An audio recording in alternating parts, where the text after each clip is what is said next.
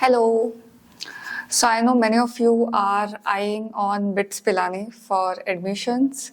Today I wish to share my experience as a research scholar. So for those who don't know, I'm a research scholar, full-time PhD, BITS Goa campus. So BITS Pilani has three campuses: Goa, Hyderabad, and Pilani. If you want to get into admission into any of these, then I'm going to tell you certain things, and today's video would be a complete guide. So if you watch this, you won't feel the need to ask anyone anything. That is my guarantee, that is my word. Maybe you are thinking of taking admission for PhD, but you don't know where to go. I just want to say that this is not in any collaboration or affiliation with the institute. They must be not even aware of it. But I just want to give things from my perspective. I'm going to get into the details of departments, fees, how the campus life. I will show you video recordings of things which are going on in the campus, and I will tell you my experience, my personal experience as well. When it comes to PhD admissions, and this is specifically to PhD admissions, one thing that I want to say is that whatever the campus may be, however beautiful it is, however labs may be good, ultimately your success depends on your supervisor. Let's get that straight over here. I don't want you to get influenced and get under the impression that if the campus is good, that means your PhD will be good. It's not like that. That said, whoever is trying to get into the course, okay, for them it's always a habit to understand the campus, to know what all things are going on, and to have a second-hand experience of what all is there.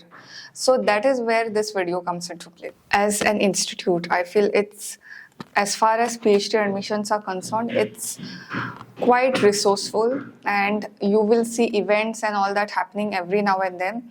That's for BE and ME. There are three kinds of things majorly going on in BITS. Okay? BE, Bachelor in Engineering, Masters in Engineering, and PhD. Okay, PhD, there could be different disciplines, but basically BITS is an engineering college. Here there is a lot of scope on entrepreneurship, on trying out different things, exploring new ideas. There will be some or the other event that will be always going on. So it's not like that it's only academia centered or it's only research centered. Okay. One thing I also would like to say is that it is not a proper research institute. It's not.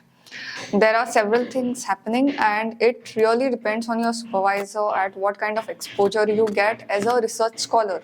Okay, we are not talking about B, we are not talking about ME over here. So I just wanted to put these things out there before we get into the details and nitty-gritties of all things about BITS. So what are we waiting for? Without further ado, let's begin. I may look down because my laptop is here and I don't want to miss anything. So if I look down, then don't think I'm looking somewhere else. My attention is on you. For those who are not aware of it, BITS usually has admissions at 2 times of the year, in August and in January. That means in August, the program actually starts. So the starting point of this is June, July. And in January, the enrollment actually starts. The course actually starts. So the enrollment happens between November, December. The department-wise preference for PhD admission, and this is the latest. So these are the latest thing as of now. I'm filming this as of 26th of April 2023. If you are aiming at part-time PhD, then you might want to consider Goa and Hyderabad campus. There are different departments like biological sciences, chemical engineering, chemistry, civil, CSIS, then EEE, humanities, economics, management, mathematics, mechanical, pharmacy, physics. Whether that particular discipline is there or not, that you will understand by looking at the website. Of course, brochure is there, or by visiting the campus itself. Moving on to the fee structure, because at the end of the day, you are always concerned about your finances. I was concerned about it either. So admission fees are those fees which you take, which are one time, and you pay it at the start of your admission. You don't have to pay it semester wise or yearly wise. Otherwise, there are semester fees which you have to pay. every semester. But admission fees are beyond that. So for Pilani campus, it's 50,900, so comes to 51,000 across campuses. For first semester, it's around 23,000, and for second semester, it's around 23,000. There is something called as Students' Aid Fund. So this you have to pay just at the time of admission. Moving on to hostel fee. So hostel fee you take if you are a resident of hostel. If you don't want hostel, then you will not be paying for hostel fees. Now this is in contrary to BA and AME, where they have to stay in hostel by compulsion. But for PhD, it is not mandatory. You can stay off campus. For example, I stay in an apartment outside the campus. I used to stay in hostel for the first year, but then I shifted out because of some reasons that I had.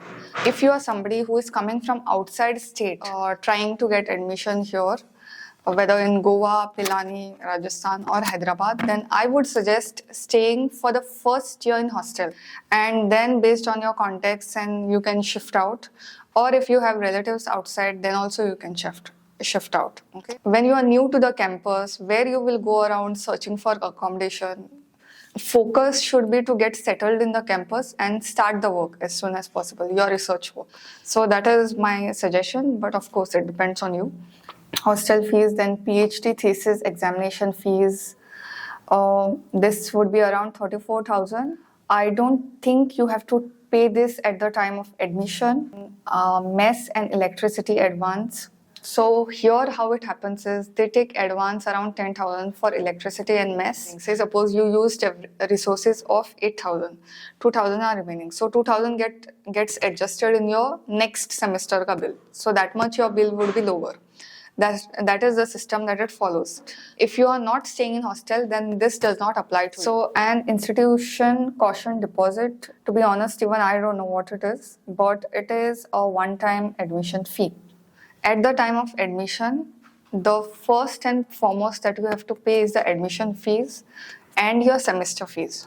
Hostel, if you are staying in hostel mess, electricity, obviously. If you are not staying, then you need to focus on admission fees and semester fees. That's it. And every semester is of around 6 months. All of the students have a portal. Okay, it's called as ERP. In ERP portal, your fees and all are uploaded, and all the details are uploaded over there. Also, you get institutional email address, so professional email address. If you have any query, then you are supposed to mail through that address. I'm leaving a link in the description box below. So if you are taking admission, then this is the link that you have to keep an eye for.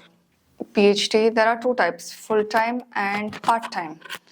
And if you are confused whether you should be taking full-time or part-time, I have done this video, a comprehensive evaluation of different parameters related to this. And I would suggest you to go through it and let me know if you have any doubts. So full-time is when you stay or when you are doing full-time. That means you are not doing any job or anything and you are working under that supervisor all day, whether you stay in campus or you don't stay in campus. Usually candidates take part-time admissions when they are doing a job, they want a promotion, or they are doing something on the side and they cannot dedicate that kind of time and energy for the PhD as full-time student. Let me also tell you, the part-time fees are more than full-time. So you need to have a regular and solid income at the side to be able to pay those fees. Thirdly, I would also like to say that BITS has something called as aspirant scheme. Aspirant scheme is exactly same as part-time, but your fees are paid by your employer, not by you. Okay, that is the difference.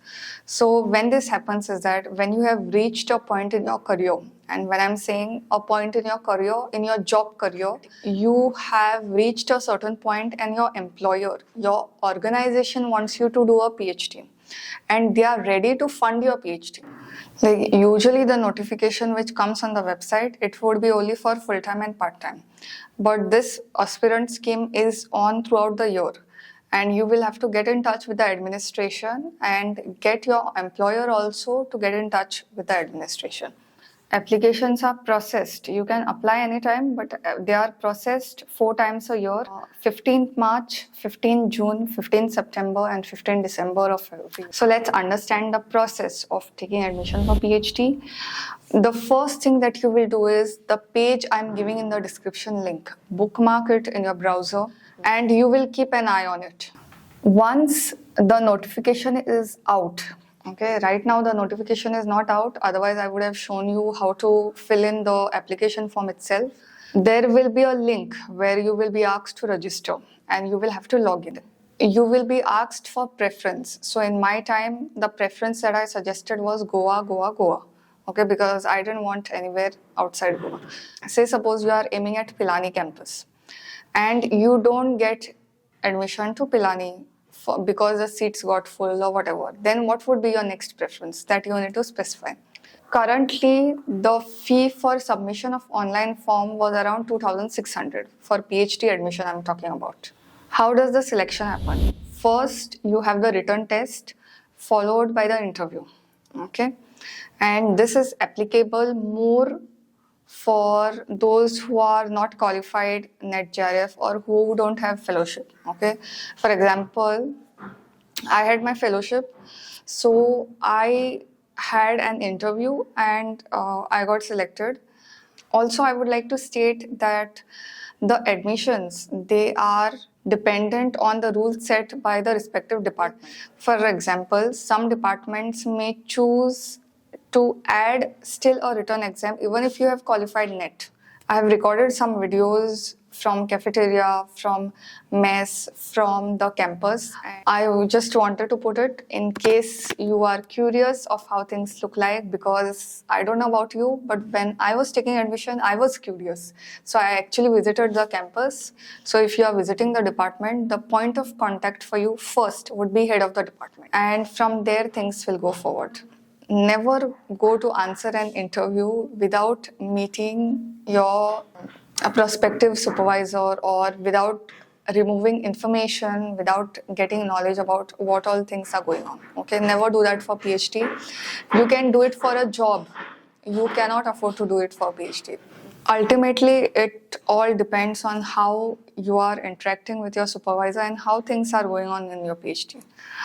So don't go away. I am putting the video links and watch that till the end. And if you have any questions related to admissions, or if you want a particular tour of college or anything of that sort, do let me know in the comments and I will be always ready to help you.